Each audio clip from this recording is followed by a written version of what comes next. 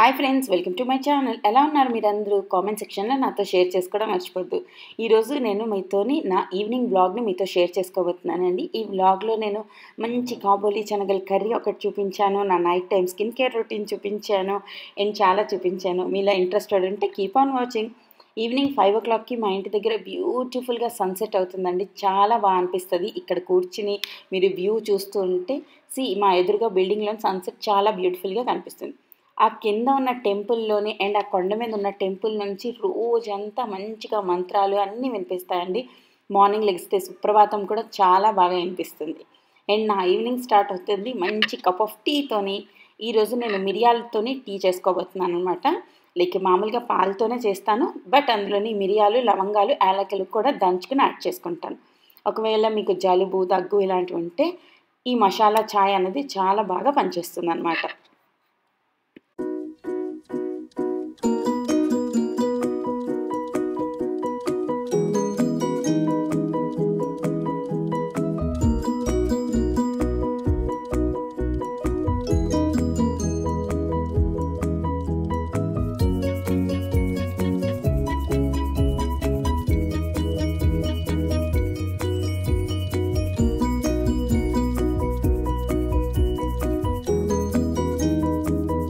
ఈ టీ చేసుకోవడం చాలా సింపుల్ అండి. మీరు కూడా తప్పకుండా ట్రై చేయండి అండ్ టేస్ట్ చూసి నాకు చెప్పండి మీకు ఎలా అనిపించింది అన్నది.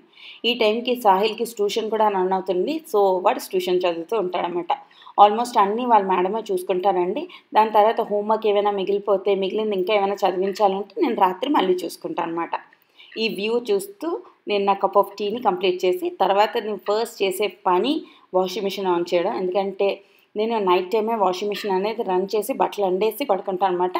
నెక్స్ట్ డే మార్నింగ్ చాలా ఎండ వస్తుందండి మా ఇంట్లోని. సో ఆ ఎండలోనే నేను చేయలేను అనమాట. సో వాషింగ్ మిషన్ వేసి మేము కొంచెం సేపు మీకు నైట్ వ్యూ కూడా చూపిస్తాను. ఈరోజు ఫుల్ మూన్ డే కాబట్టి నైట్ అయితే అద్దిరిపోయే వ్యూ ఉంది. సో మీ అందరికీ నేను షేర్ చేస్తున్నాను. అండ్ మూన్ ఎంత అందంగా కనిపిస్తుంది అంటే మా ఇంట్లోంచి చాలా చాలా బ్యూటిఫుల్గా కనిపిస్తుంది. మెయిన్లీ ఫుల్ మూన్ డేస్లో చాలా బాగా కనిపిస్తుంది అనమాట. Night view. అండ్ ఈ మూన్ని చూసారా, బ్యూటిఫుల్ కదా. నేను ఆల్రెడీ లంచ్ చేస్తున్నప్పుడే కాబోలి శనగలు అన్నవి నానబెట్టానండి. వీటిని కనీసం 5 to 6 hours పాటు నానబెట్టాలి. అలా చేయడం వల్ల మీకు కర్రీ అనేది చాలా బాగా వస్తుందన్నమాట. అండ్ నానబెట్టి ఉంచాను కాబట్టి వచ్చిన తర్వాత కర్రీ చేసేసుకుంటాను. అప్పటి వరకు నేను కొంచెం కుషాల్ని వాక్కి తీసుకెళ్తున్నాను. ఫస్ట్ నేను ఒక ప్రెషర్ కుక్కర్ పెట్టుకుని దాంట్లోని నానబెట్టి ఉంచుకున్న కాబోలి శనగల్ని ఇందులో యాడ్ చేసుకుంటున్నాను వాష్ చేసిన తర్వాత ఇందులో సాల్ట్ యాడ్ చేసి మనం కుక్ చేసుకుందాం. నేను 2 విజిల్స్ తర్వాత 10 minutes పాటు కుక్ చేసుకుంటున్నానండి.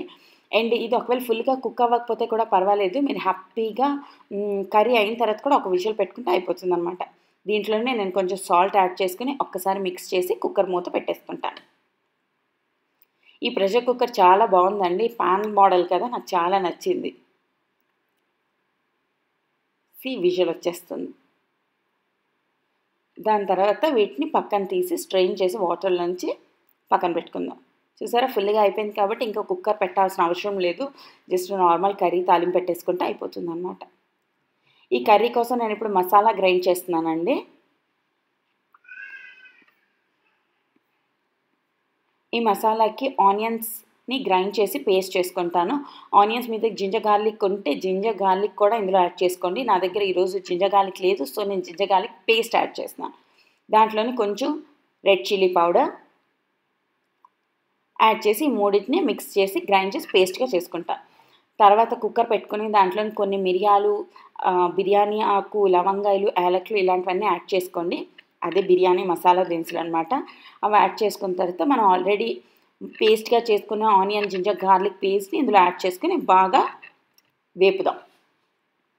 ఇది అప్పటి వరకు ఫ్రై చేయాలండి. ఎప్పటి వరకు ఆనియన్ నుంచి పచ్చి వాసన పోతుంది అండ్ మీకు ఆయిల్ అన్నది పైకి తేలుతుంది అండ్ ఈ పేస్ట్ అన్నది కడాయికి అంటుకోకుండా ఉంటుందన్నమాట. ఇప్పుడే వీడియో క్లిప్లో చూపిస్తాను చూడండి. ఇంచుమించు ఈ స్టేజ్కి రావాలన్నమాట.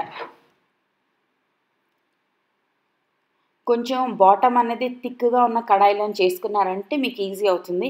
మరీ పలుచగా ఉంటే అది మాడిపోతుంది. ఈ స్టేజ్కి వచ్చిన తర్వాత నేను టమాటో ప్యూరీని ఇందులో యాడ్ చేసుకుంటున్నాను.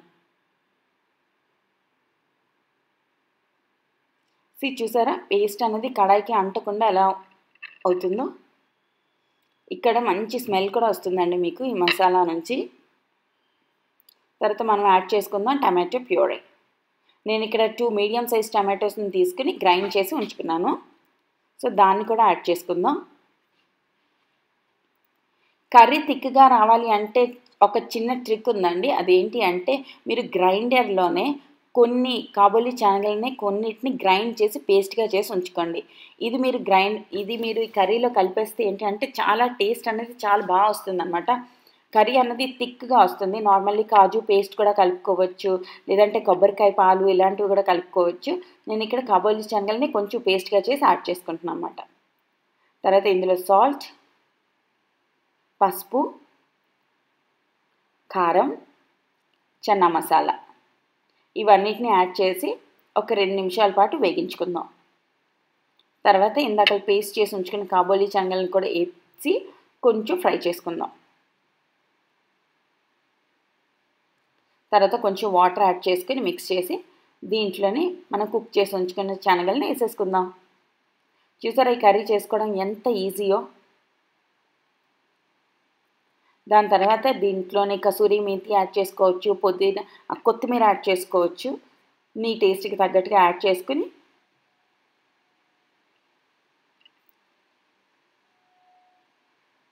అండ్ మంచిగా ఈ కర్రీని ఎంజాయ్ చేయండి. రోటీస్తో, పుల్కాస్తో చాలా బాగుంటాయి. ఉప్మాతో కూడా చాలా బాగుంటుంది. అండ్ ఈరోజు మా ఇంట్లోని ఇది తింటున్నాం మేము దోశతోని. నార్మల్లీ పూరీతో చాలా బాగుంటుంది. పూరీ కూరతో కానీ లేదా పరోటా, నాన్ ఇలా వీటన్నిటితో చాలా చాలా బాగుంటుంది. అండ్ ఇందులో హెల్త్ బెనిఫిట్స్ కూడా చాలా ఎక్కువ ఉంటాయండి. వెజిటేబుల్స్తో కంపేర్ చేస్తే ఈ పప్పు దినుసుల్లో చాలా టేస్టీ అండ్ హెల్త్ కూడా ఎక్కువ, ప్రోటీన్ ఎక్కువ ఉంటుందన్నమాట. మరొక 5 నిమిషాల పాటు కుక్కర్ మూత పెట్టి కుక్ చేసుకుందాం. జస్ట్ కవర్ చేసాం అంతే, ఏం విజిల్ ఏం పెట్టక్కర్లేదు. ఈ కన్సిస్టెన్సీకి వచ్చిన తర్వాత ఆపేయండి. అండ్ నేను ఇప్పుడు చేసుకుంటున్నాను ఎగ్ దోశ. ఎందుకంటే ఒరిస్సా వాళ్ళకి కార్తీక మాసం అనేది రేపటి నుంచే స్టార్ట్ అయిపోతుందండి. రేపటి నుంచి నేను కొన్ని డేస్ వరకు నాన్ వెజ్ తినకూడదు అనుకుంటున్నాను. సో ఈరోజు రాత్రికి నేను ఎగ్ దోశ తిందాం అనుకుంటున్నాను. జస్ట్ దోశ బ్యాటర్ని దోశలాగా యాడ్ చేయండి. కొంచెం ఆయిల్ యాడ్ చేసుకోండి.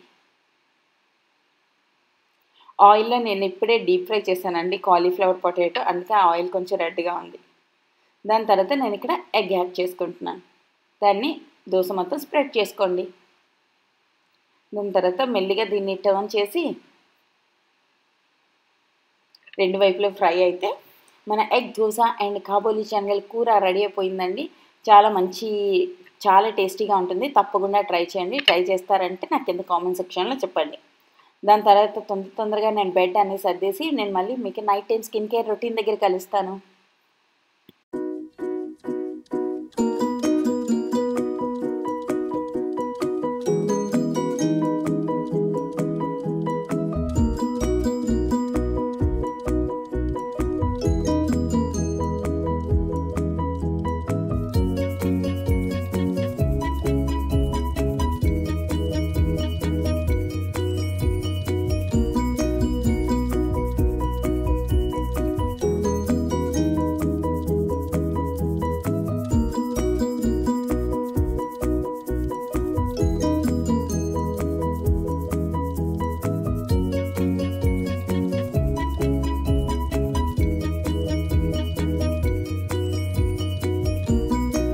మీరు ఎంత బిజీగా ఉన్నా night time skin care routine follow అవ్వకుండా పడుకోకూడదండి. అలా పడుకుంటే చాలా బ్రేక్అవుట్స్, చాలా ప్రాబ్లమ్స్ వస్తాయి స్కిన్కి సంబంధించినవి. సో మీరు పెద్దగా స్కిన్ కేర్ రొటీన్ ఫాలో అవ్వకపోతే ఈరోజు నేను చెప్పిన ఈ 3 స్టెప్స్ స్కిన్ కేర్ రొటీన్ మాత్రం తప్పకుండా ఫాలో చేయండి. జస్ట్ నేను ఫేస్ వాష్తో నీట్గా వాష్ చేసేస్తున్నానండి. దాని తర్వాత నేను ఇక్కడ యూస్ చేస్తున్నాను బయోటిక్ టోనర్. దీన్ని ఇలా ట్యాపింగ్ మోషన్లోని నేను అప్లై చేస్తాను అన్నమాట. కొంచెం అది ఎండే వరకు ఫ్యాన్ చేయండి. దాని తర్వాత నేను ఇక్కడ యూస్ చేస్తున్నాను గుడ్ వైబ్స్ ఆరెంజ్ జెల్.